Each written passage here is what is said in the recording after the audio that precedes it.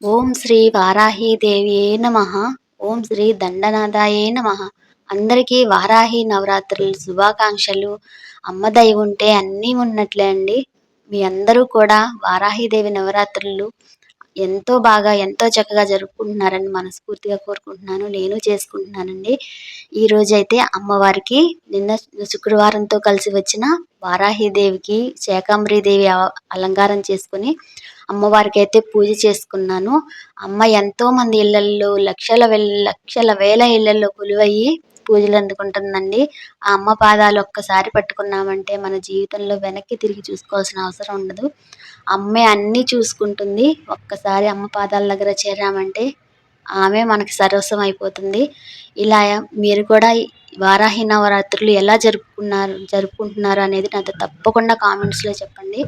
ఇంకా నేను కూడా నిన్న అమ్మవారిని అయితే ఇలా వారాహి నవరాత్రుల్లో 7వ రోజు శాకంబరి దేవిగా అయితే ఇలా పూజించుకున్నానండి.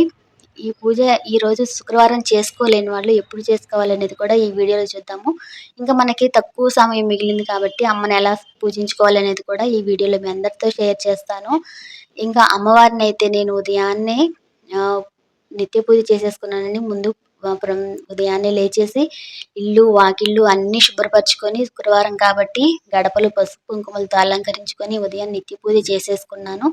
ఇంకా సాయంత్రం అమ్మవారికి రాత్రి దేవత కాబట్టి సాయంత్రం అమ్మవారిని అయితే నా దగ్గర ఉన్న వాటితోటి కూరగాయలతోటి అయితే ఇలా అలంకరించుకున్నానండి. అమ్మని చూడటానికి 2 కళ్ళు సరిపోవట్లేదండి. ఎంత నిండుగా ఉందో అమ్మ. మా ఇంట్లో అమ్మ లలితాదేవిగా కొలువై ఉందన్నమాట. వారాహిదేవి విగ్రహం పెట్టుకున్నాను. అమ్మని లలితాదేవిగా పూజించుకుంటున్నాను. ఎన్ని రకాలుగా పూజించిన అమ్మ అమ్మే కదండి.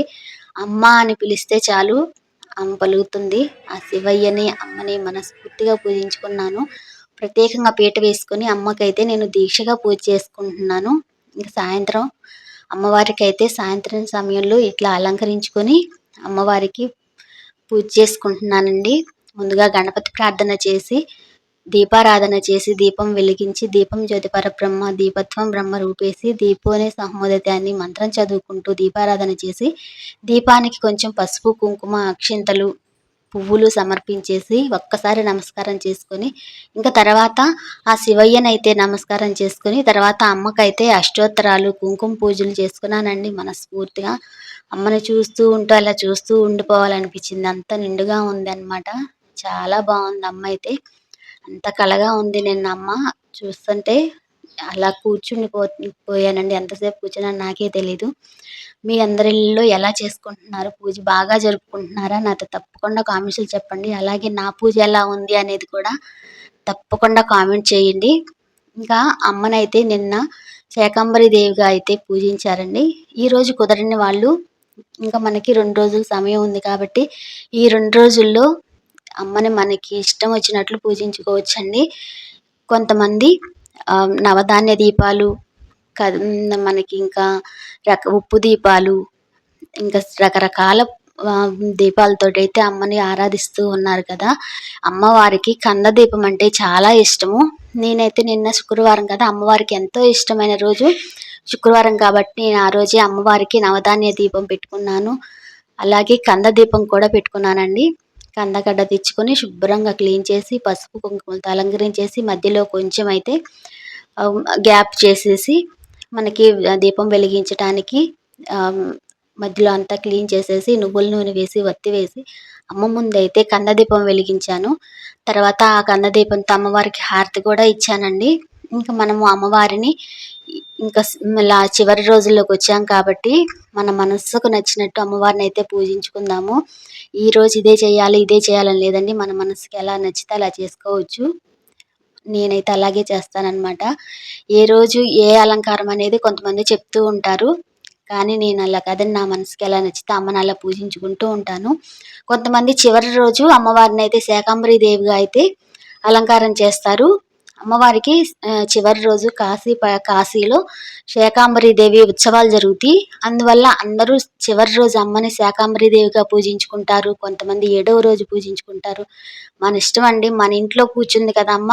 అమ్మని మనం ఎన్ని రకాలుగా సత్కరించాలి అన్ని రకాలుగా సత్కరించి అమ్మని ఎన్ని రకాలుగా పూజించుకోవాలి అన్ని రకాలుగా పూజించి అమ్మ పాదాలు పట్టుకున్నామంటే మనకు వీలైనన్ని రోజులు చేసుకోవచ్చండి. చివరి ఒక్కరోజు చేసినా చాలు.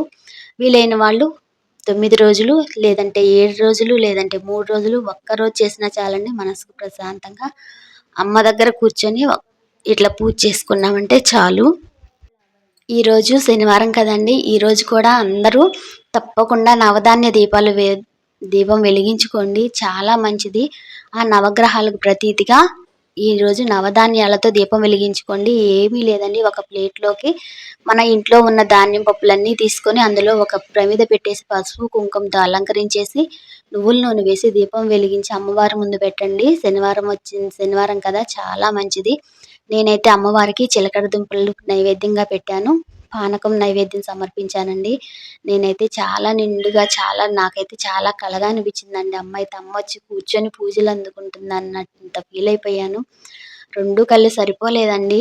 ఆ శివయ్యనైతే శంకు పుష్పాలతో పూజించుకున్నాను. అమ్మవారినైతే మందార పూలు, జాజి పూలు, ఇంకా మా ఇంట్లో ఉన్న కొన్ని కూరగాయలతో అయితే అమ్మని అలంకరించుకొని కళ్ళకు నిండుగా అయితే అమ్మని ఇలాగా చూసుకుంటూ అమ్మవారికి సేవ చేసుకున్నట్లే భావించి అమ్మ పూజ అంతా ఇలా పూజ చేసుకున్నానండి. ఇంకా మనం చివరి రోజుల్లోకి వచ్చాం కాబట్టి తప్పకుండా వీలైనంత వరకు అమ్మ సేవలో అమ్మకి ఇలా పూజ చేసుకోండి మనస్ఫూర్తిగా. ఒక్కరోజైనా 2 రోజులైనా తప్పకుండా పూజ చేసుకోండి. మనము ఇంకా సోమవారంతో అమ్మవారికి అయితే ఉద్వాసన పలుకుతారు కొంతమంది ఏమో బుధవారం అంటున్నారు, కొంతమంది సోమవారం చెప్పుకోవచ్చు అంటున్నారు. ఎవరిని వీలుని బట్టి అయితే వాళ్ళు ఉద్వాసన చెప్పుకోండి. మనకి ఆదివారంతో 9 రోజులు కంప్లీట్ అయిపోతాయి కాబట్టి సోమవారం ఉద్వాసన చెప్పుకోవచ్చు. సోమవారం ఉదయం అమ్మవారికి పూజ కంప్లీట్ అయిపోయిన తర్వాత అమ్మవారిని అయితే యథాస్థానానికి పంపించేసి మన ఇంట్లో అయితే కూర్చోబెట్టుకుందాము. అమ్మ ఎక్కడికి వెళ్ళదు కదా, మన ఇంట్లోనే ఉంటుంది. కాకపోతే ఇప్పుడు ప్రత్యేకంగా కూర్చుంది, తర్వాత మళ్ళీ దేవుడి మందిరంలో కూర్చుంటుంది, అంతే తేడా అండి. నేనైతే అదే అనుకుంటాను. అమ్మ ఎక్కడికి వెళ్ళదు, మనతో పాటే మన ఇంట్లోనే మనల్ని చూస్తూనే ఉంటుందని భావిస్తాను నేనైతే. ఇంక ఇలా ఈ 9 రోజులు అమ్మవారిని పూజించి అమ్మవారికి అయితే సోమవారం కానీ చేయగలము, అమ్మకి సేవ చేసుకోవాలనుకున్న వాళ్ళు బుధవారం కానీ అమ్మకైతే ఉద్వాసన చెప్పుకోండి. నేనైతే ఇలా కన్నులకు నిండుగా హాయిగా చూడటానికి 2 కళ్ళు సరిపోలేదండి. నా పూజ నాకే దిష్టి తగిలేస్తుంది. కొంచెం సింపుల్గా చేసుకున్నా కానీ ఎందుకో నాకు అమ్మవారు ఈరోజు చాలా నిండుగా అనిపించింది. శుక్రవారం కాబట్టి ఉప్పు దీపం కూడా పెట్టుకున్నాను, కందదీపం పెట్టాను. అమ్మవారికి కందదీపంతో హారతి ఇచ్చాను. చిలకడ దుంపలు, పానకం అమ్మవారికి అయితే నైవేద్యం సమర్పించానండి. తప్పకుండా నా పూజ ఎలా ఉందో మీ అందరూ తప్పకుండా చెప్పండి. ఇదేనండి ఈరోజు వీడియో. ఈ వీడియో కనుక మీ అందరికీ నచ్చినట్లయితే ప్లీజ్ లైక్ చేయండి, షేర్ చేయండి, సబ్స్క్రైబ్ చేసి నా ఛానల్ని సపోర్ట్ చేసి దీవిస్తారని మనస్ఫూర్తిగా కోరుకుంటున్నాను. మరో మంచి వీడియోతో మళ్ళీ కలుద్దాం. శ్రీమాత్రే నమః.